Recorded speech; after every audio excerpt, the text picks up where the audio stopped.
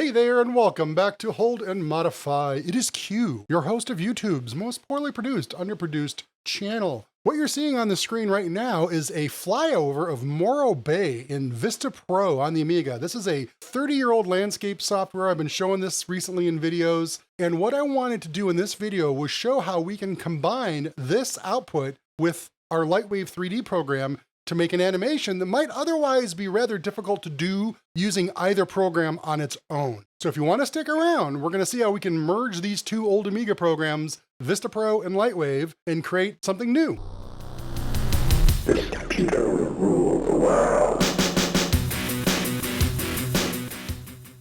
So how did I create that Morro Bay animation first? You load up Morro Bay in the good old MakePath program, which I've covered here before. We're just going to go click, click, click, click, and then you say make path, right?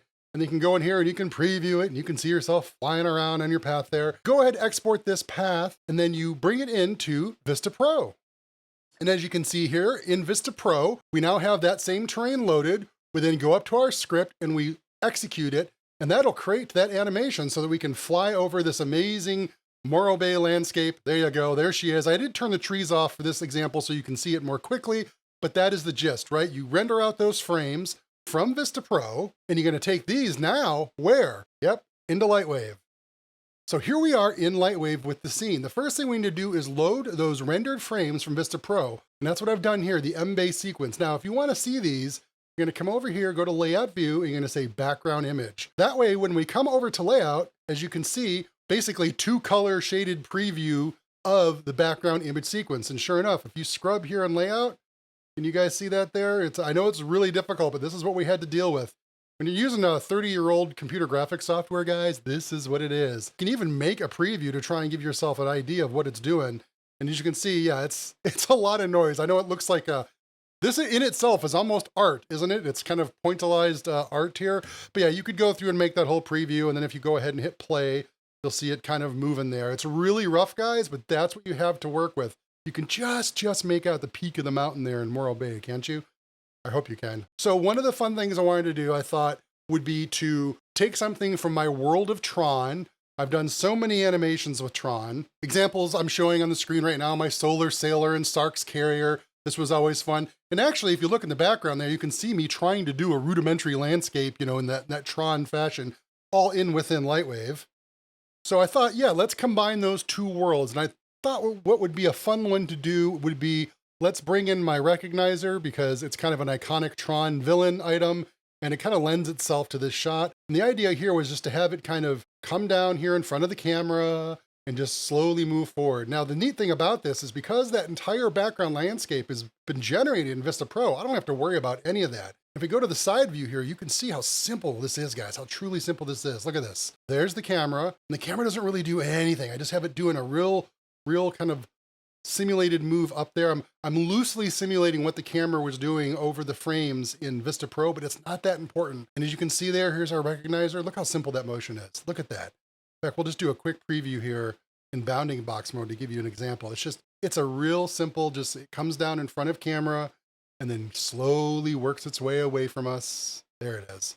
So it's a really, gradual move. It kind of almost touches the ground, but not quite down here. And then, yeah, when you go back to your camera view, you can see it coming down here, and that's it. You've just done the animation, and you've done this all with 3 keyframes. I always like to enforce that the less keyframes, the better when you're doing animation, guys. So many people tend to dart around with their keyframes, and they just make too many, and it becomes a big mess fast. Just keep it simple, guys. Keep it simple. And once you've done that, you can do some basic light setups. I just did a light and a fill light here.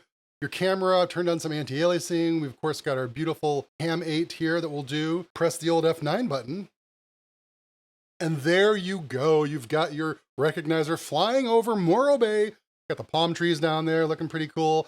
And so yeah, we're gonna combine these two, and then you can do this render, save it out as, you can save it out as JPEGs, you can save it out as IFF. I understand that LightWave and Vista Pro are available on other platforms besides Amiga, so you don't have to save out IFF. You could save out like a more friendly JPEG format. I'm gonna do 2 compilations. I'll do my classic Ham 8 that I'll use for playback on the Amigas, and then I'll do a more conventional, JPEG sequence that I can compile on the Windows side and give us a nice clean 24-bit playback of this file. So you can kind of see the whole image in all of its full glory instead of the kind of the roughness that the Ham 8 filtering and quality gives us. And you would handle all of that, guys, over here with Save RGB Images. You can pick, there's the default Amiga format, but if you want a more Windows-friendly format, or if you're using LightWave or Vista Pro on a Windows PC, an old retro Windows PC, or using an emulator like DOSBox, yeah, you could do Targa, or you could do BMP, you could do JPEG, and that would ensure that you would have like a nice, you know, compatible frames to output to whatever modern package you might want to make an animation in. And that's it, we're done. We've merged the world of LightWave and Vista Pro together and saved ourselves a bunch of time. So we'll go ahead and leave our workbench session behind, and we'll compile this animation using a conventional Windows program so you guys can see it finally in its full glory at 30 frames a second. And there we have it. We've got our recognizer hauling butt over Morro Bay. LightWave and Vista Pro at last finally together. I know I had teased this image earlier on some of the other groups here. You know, I'm part of Blue Sky and Facebook and Discord and all those social platforms, and I did kind of throw this out there for folks to check out, but here you go. You can save yourself a whole bunch of time. You got Vista Pro, LightWave together rendering. I hope you guys enjoyed this. It was a real quick one, but I just wanted to get this example out here, how you can have some fun with multiple programs on your retro computers. Thanks for watching, guys.